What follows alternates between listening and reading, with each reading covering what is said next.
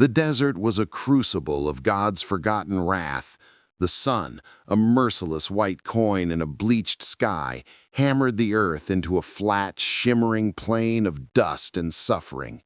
Silence was the land's true master, a heavy, smothering blanket broken only by the dry rattle of a scorpion or the spectral cry of a circling vulture. Through this furnace stumbled a man who was more ghost than flesh. Cole Bradock's boots were falling apart, their soles grinding grit into the dust with every shuffling step. His shirt, stained dark with old blood and new sweat, clung to a frame that was little more than bone and sinew. He had once been the fastest draw west of the Pecos, a name that could quiet a saloon or start a war. Now, he was a rumor, a bad memory walking. Yet in the sunken pits of his eyes, a single ember refused to die. It wasn't hope. It was a colder, harder thing, a promise of vengeance that had kept his heart beating long after his body had begged for the peace of the grave. The town rose from the heat haze like a taunt. Sand Hollow. The name itself tasted of despair. A single crooked street was lined with sagging buildings, their wood bleached gray and splintered by the wind. Half the windows were shuttered, the others were dark, vacant eyes. Doors swung on broken hinges, whispering secrets to the empty air. The place smelled of sun-baked rot, cheap smoke, and a defeat so profound it seemed to thicken the very atmosphere. Cole pushed through the bat-wing doors of the saloon, the movement costing him the last of his strength. The interior was a cathedral of shadows and resignation. A few hollow-eyed men turned from their glasses, their suspicion a tangible force. A piano in the corner sat mute, its keys yellowed and cracked, a monument to forgotten songs. Behind the scarred counter stood a woman who seemed carved from the same flint as the land. Her cheekbones were sharp, her eyes the color of old whiskey and just as potent. She moved with an economy that spoke of hardship. Her dress mended in a dozen places, but her spine was straight as a rifle barrel. "This town's got more graves than horses, stranger," she said, her voice rasping like sand on wood. She poured a measure of amber liquid into a glass without being asked. "You planning on filling one?" They called her Elena Vega. She was the owner, the barkeep, the undertaker's assistant, and the closest thing Sand Hollow had to a soul. Her gaze swept over Cole, and he felt it peel back the layers of grime and fatigue, seeing the ghosts that clung to his soul like burrs. Cole didn't answer. He slid into a chair at a corner table, the wood groaning under his weight. He ordered nothing, just stared at the grain until the room steadied. He could smell the town's fear, a sour odor beneath the whiskey and dust. He knew its source. The name was a poison on the wind. Jedediah Crow. Once, Cole and Jed had ridden together, two young wolves in a pack called the Vultures. They had carved a bloody swath across the territory, brothers in arms and in sin. But where Cole's violence had a purpose, a limit, Jed's was a bottomless hunger. The turning point was a bank robbery in Socorro. Jed, high on whiskey and bloodlust, had fired into a crowd of fleeing women and children. Cole had seen a small boy, no older than his own son, fall, his laughter turning to a gurgle. That was the day Cole Bradock died, and this walking shell was born. He buried his guns with his family, victims of the firestorm Jed's madness had ignited, and swore an oath to never again carry the stench of death. A small face peeked from the doorway to the back room, a girl no more than 7, with her mother's dark, intelligent eyes and a stillness that was unsettling. She studied the stranger, unblinking. "Mama, is he the angel you prayed for?" The words were a knife twist. Cole had no answer. He was no angel. He was the very storm from which one needed saving. Elena pulled the girl close, her voice a hushed, urgent command. "Luz, inside, now!" She turned her flinty gaze back to Cole. He might have been their salvation, but he wore the face of their damnation. The reckoning came with the moon. The thunder of hooves shattered the night's fragile peace. Jed Crow's riders poured into the street, whooping and firing into the air. They didn't bother with threats. Their violence was their announcement. They burst into the saloon like a force of nature. A bottle shattered, a chair splintered against a wall. One of them, a hulking brute with a broken nose, grabbed Elena's arm, his breath reeking of rotten teeth. Another laughed and shoved Luz aside, sending her stumbling into a table. And something in Cole Bradock, something he had buried deep in a shallow grave miles away, snapped. His hand moved. It was not a conscious thought, but a muscle memory etched into his soul. The worn, smooth grip of a revolver, his revolver, exhumed for this very moment, was back in his palm. The motion was a blur, clean and inevitable. The gun's bark was a deafening roar in the confined space. The brute, clutching Elena, staggered back, a dark flower blooming on his chest. A second shot took the man who had shoved Luz, the impact spinning him around.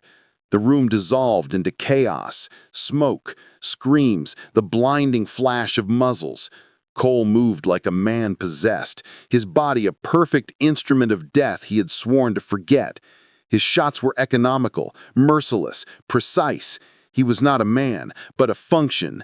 Aim, fire, step, repeat. When the acrid smoke cleared, 3 men lay dead on the floorboards, their blood soaking into the thirsty wood. The remaining riders, their courage broken, fled into the night. The townsfolk emerged from their hiding places, their faces a mixture of awe and terror. They looked at Cole not as a savior, but as a dangerous force they had unleashed. Elena held Luz close, her own expression torn between gratitude and a deep, primal fear. She had seen the demon he carried within, and she knew it could not be easily put back to rest. Luz's small voice cut through the uneasy silence. She looked at Cole, her eyes wide but unafraid. "Are you our angel or our devil?" Cole holstered the gun, the metal suddenly cold and heavy against his hip. He had no answer. He had broken his oath, and the weight of it settled in his soul, heavier than any weapon. The desert outside breathed a slow, hot wind, carrying the scent of corduroy and blood down the empty street. Somewhere, Jed Crow would be hearing the news, and Cole knew, with a certainty as cold as the grave, that this was only the beginning.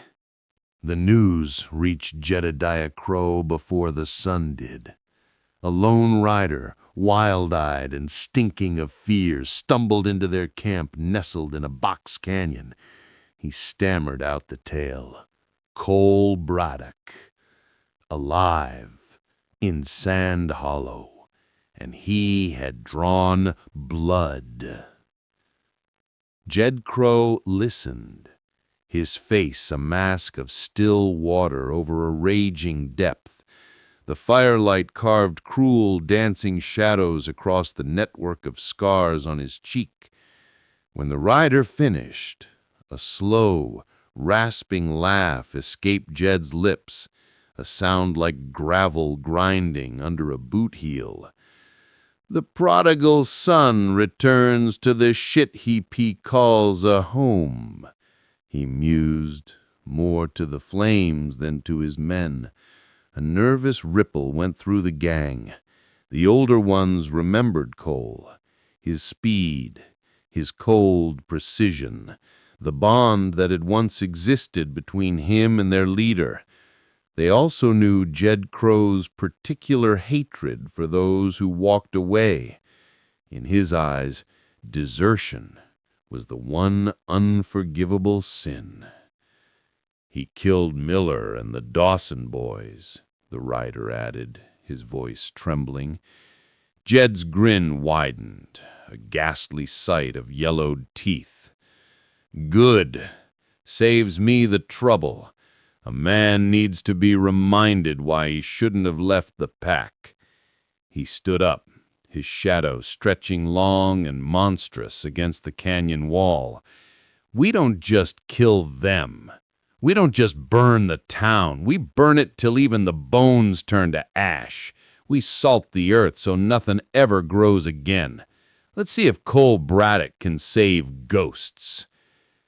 Back in Sand Hollow, a fragile, terrified energy had replaced the usual apathy. The townsfolk, who for years had bowed their heads in hope to be overlooked, now found themselves with their backs against the wall. There was no road left to run. Under a layman's sharp direction, they dragged crates to form makeshift barricades, hammered boards over windows, and counted their meager supply of bullets with solemn reverence. Fear was still there, but it was beginning to harden into a brittle, desperate defiance.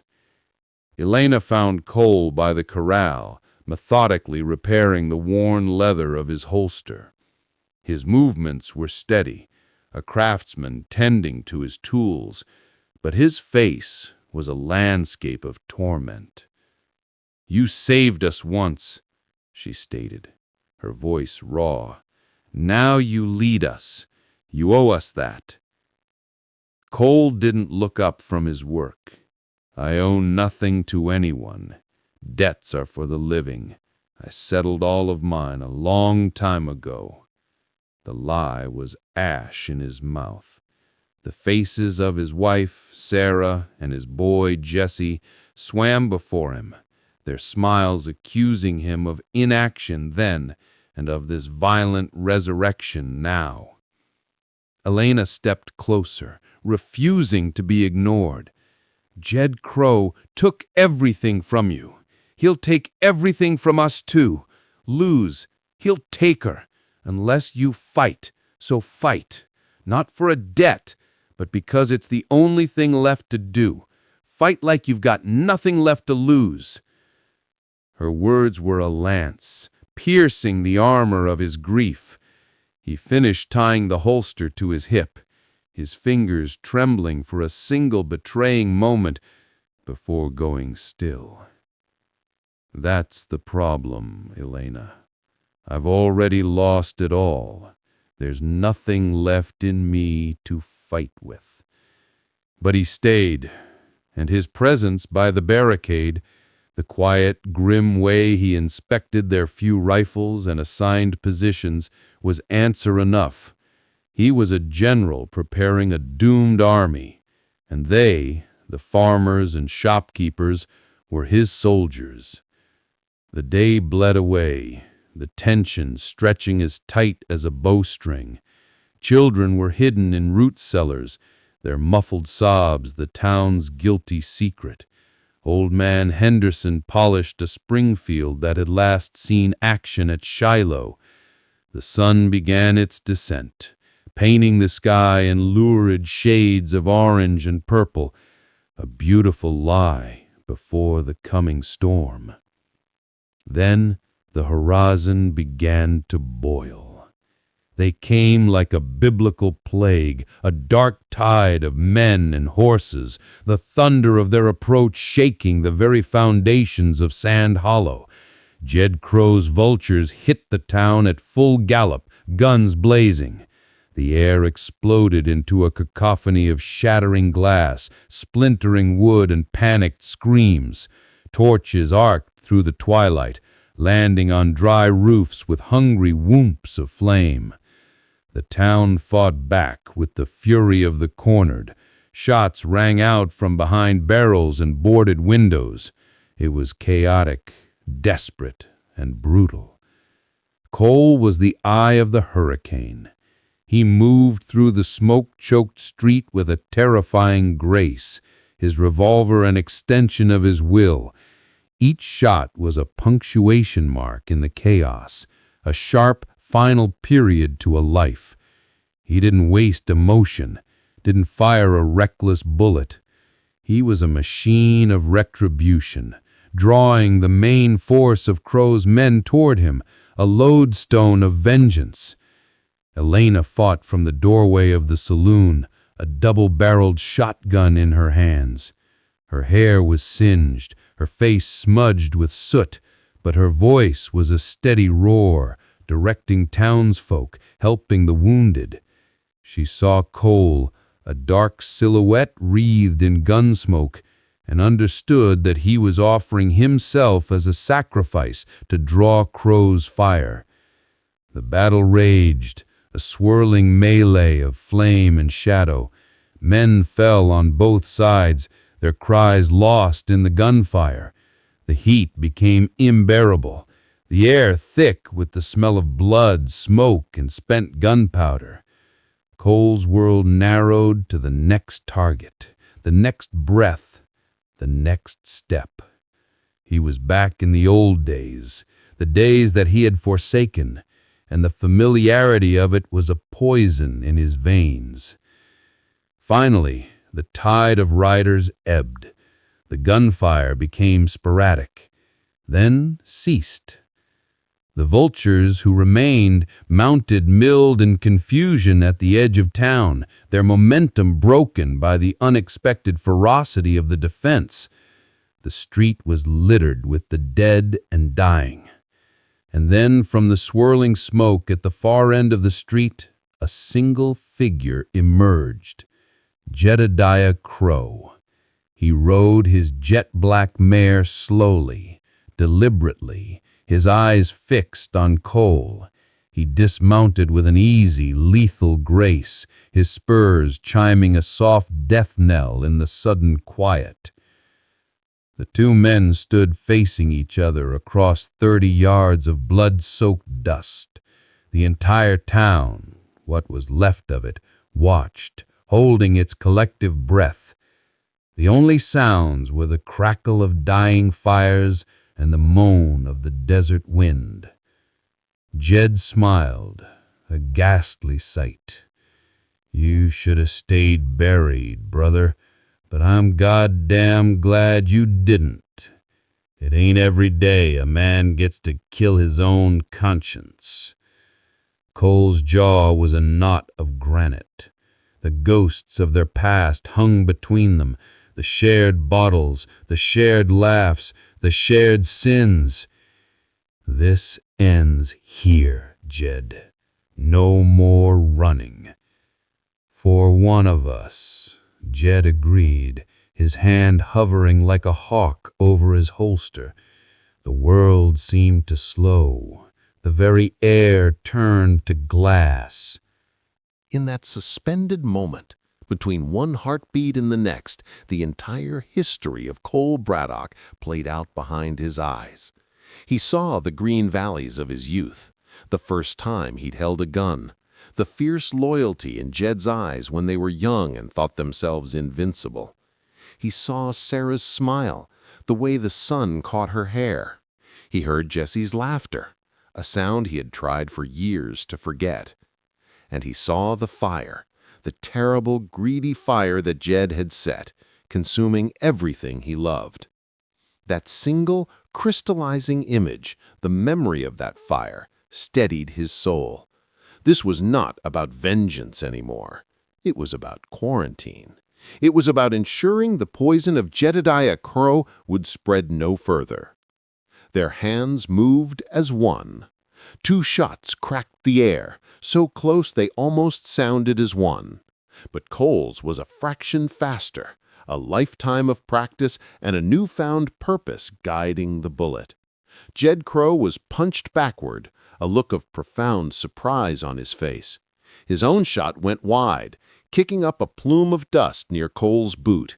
He staggered, one hand clutching the dark stain spreading over his heart, the other still gripping his smoking pistol. He coughed, and a spray of blood dotted his lips. Yet the ghastly grin never fully left his face.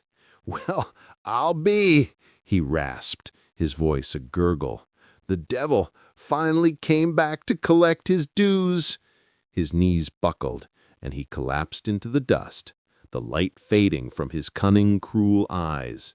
The last of the vultures, seeing their leader fall, turned their horses and fled into the welcoming darkness of the desert. A profound ringing silence fell over Sand Hollow. It was deeper than before, heavy with release and the grim cost of survival. The fires hissed and sputtered, as if in deference to the quiet. Cole stood, his arm trembling, the revolver feeling like 100 pounds of iron in his hand. The weight of the shot, the finality of it, settled not in the air, but in the very core of his being. The anger that had sustained him for so long suddenly vanished, leaving a vast, hollowed-out emptiness. He had kept his promise to the ghosts of his family, but he feared their spirits had only been pushed further away by the violence of their deliverance. Slowly, the survivors emerged from their hiding places. They didn't cheer. They simply stood, looking at the bodies of the fallen, at their smoldering homes, and at the man who had saved them. Elena approached him, Luz holding tightly to her skirts. Her face was streaked with soot and tears, but her head was high. She said nothing, simply stood beside him, sharing the weight of the silence. It was Luz who broke it. She let go of her mother and walked toward Cole, her small boots making no sound in the dust. In her hand, she clutched a small, crudely carved wooden cross. She looked up at him, her dark eyes holding no fear, no judgment, only a deep, unsettling wisdom. She pressed the cross into his calloused, blood-stained palm. Her tiny fingers closed his over it. "For your family, so they can rest now, and for you." The simple act, the profound faith of a child, was a force more powerful than any bullet. It struck Cole with a physical impact. He looked down at the cross in his hand, then into the girl's clear eyes, and for the first time in a decade, he felt a crack in the ice around his heart. A single hot tear traced a clean path through the grime on his cheek. He could not speak. He merely nodded, a gesture of gratitude and a promise accepted. As a blood-orange dawn broke over the eastern mountains, it revealed the true extent of the damage. Sand Hollow was battered, broken, and scarred, but it was standing. The air, once heavy with defeat, now carried the scent of ash and the iron tang of blood, but beneath it was something new. The clean, damp smell of earth after a storm, the promise of a beginning. Cole stood at the edge of town, looking out at the vast, indifferent desert. He had no illusions of redemption. His sins were too many, the blood on his hands too deep to ever truly wash away. The revolver was still at his hip, a part of him, as intrinsic as the scar tissue on his soul. But the wooden cross was in his pocket, a counterweight, a tiny anchor in the storm of his past. He had not found peace, but perhaps he had found a purpose, not in killing, but in preserving. He had carved out a small, safe space in a cruel world, and that had to count for something. He didn't say goodbye. He simply turned and walked into the rising sun, his shadow stretching long and thin behind him, a fading stain on the land. The townsfolk watched him go. This specter of vengeance would become their unlikely savior. He vanished into the shimmering heat, not into nothingness, but into legend.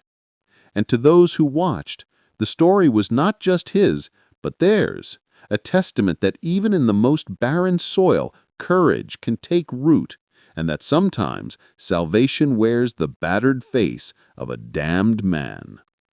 The wind rose, whispering across the desert, a voice that seemed to say, "Blood soaks the earth, but redemption is rarer than gold."